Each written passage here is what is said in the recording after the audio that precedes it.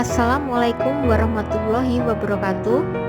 Kali ini kita akan mempelajari materi review teori MSDM bagian 3. Gaya kepemimpinan. Menurut Umar tahun 2004, gaya kepemimpinan adalah suatu cara atau teknik seseorang dalam menjalankan suatu kepemimpinan dan dapat pula diartikan sebagai norma perilaku yang digunakan seseorang pada saat orang tersebut mencoba mempengaruhi perilaku orang lain seperti yang ia lihat. Dalam hal ini usaha menselaraskan persepsi di antara orang yang akan mempengaruhi perilaku dengan yang akan dipengaruhi menjadi amat penting. Kinerja karyawan.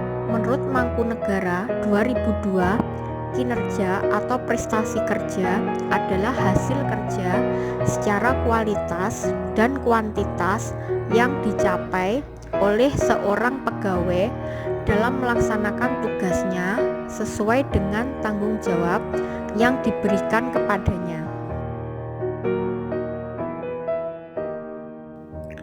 Keterampilan dan kemampuan. Keterampilan adalah kemampuan untuk menggunakan akal, pikiran, ide, dan kreativitas dalam mengerjakan, mengubah, maupun untuk membuat sesuatu yang lebih bermakna sehingga menghasilkan sebuah nilai dari hasil pekerjaan tersebut. Kemudian, kemampuan adalah kapasitas seseorang dalam mengerjakan berbagai pekerjaan.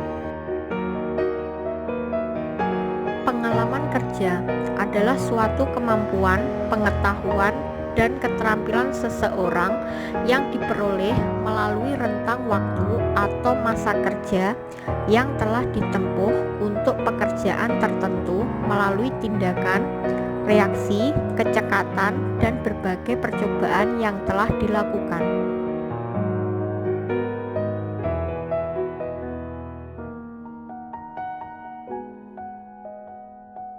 Budaya organisasi.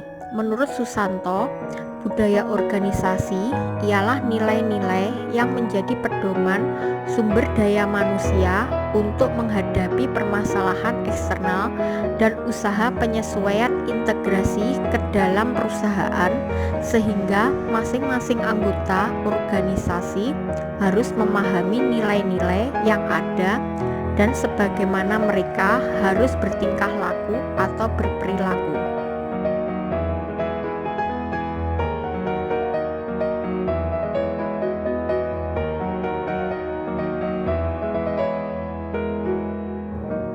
Lingkungan kerja. Menurut Darmayati 2001, lingkungan kerja adalah merupakan keseluruhan alat perkakas dan bahan yang dihadapi lingkungan sekitarnya di mana seseorang bekerja, metode kerjanya, serta pengaturan kerjanya baik sebagai perseorangan maupun sebagai kelompok.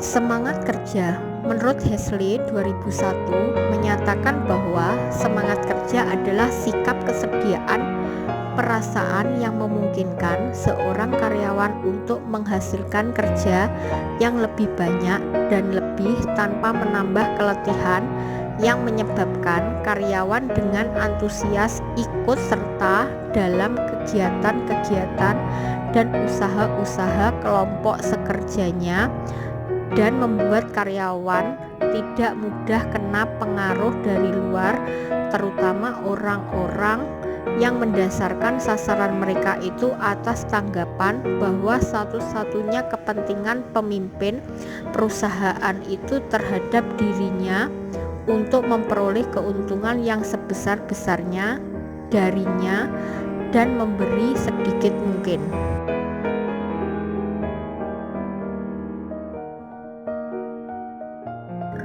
Kepuasan kerja. Dalam Hani Handoko 2000, kepuasan kerja adalah keadaan emosional yang menyenangkan dengan para karyawan memandang pekerjaan mereka.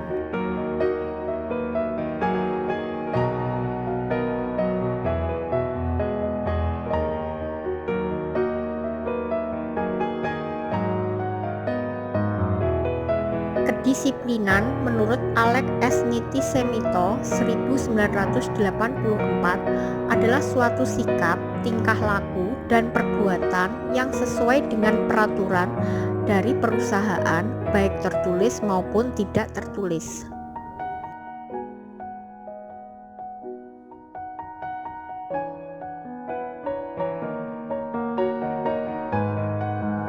Kecerdasan. Gardner mendefinisikan kecerdasan adalah kemampuan untuk memecahkan suatu masalah, kemampuan untuk menciptakan masalah baru untuk dipecahkan, dan kemampuan untuk menciptakan sesuatu atau menawarkan suatu pelayan yang berharga dalam suatu kebudayaan masyarakat.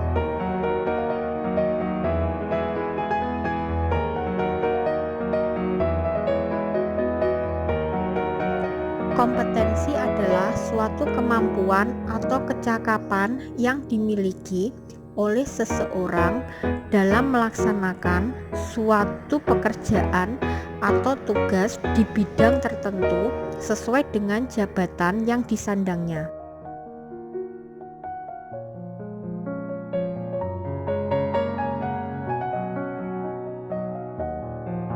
Komitmen organisasi adalah sikap atau bentuk perilaku seseorang terhadap organisasi dalam bentuk loyalitas dan pencapaian visi, misi, dan tujuan organisasi.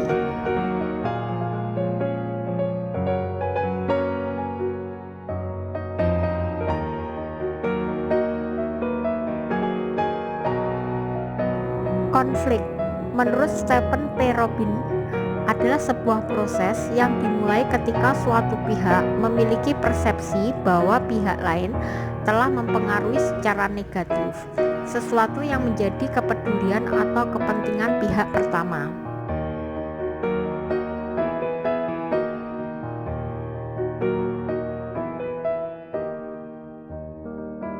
Stres kerja adalah perasaan yang menekan atau merasa tertekan yang dialami karyawan dalam menghadapi pekerjaan.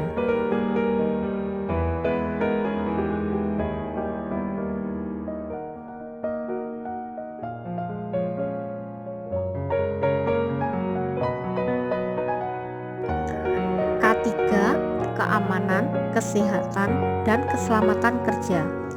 Menurut Mathis dan Jackson, pengertian K3 adalah kegiatan yang menjamin terciptanya kondisi kerja yang aman, terhindar dari gangguan fisik dan mental melalui pembinaan dan pelatihan, pengarahan dan kontrol terhadap pelaksanaan tugas dari karyawan dan pemberian bantuan sesuai dengan aturan yang berlaku baik dari lembaga pemerintah maupun perusahaan di mana mereka bekerja.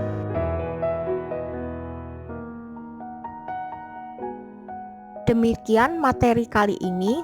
Terima kasih. Sampai jumpa lagi. Wassalamualaikum warahmatullahi wabarakatuh.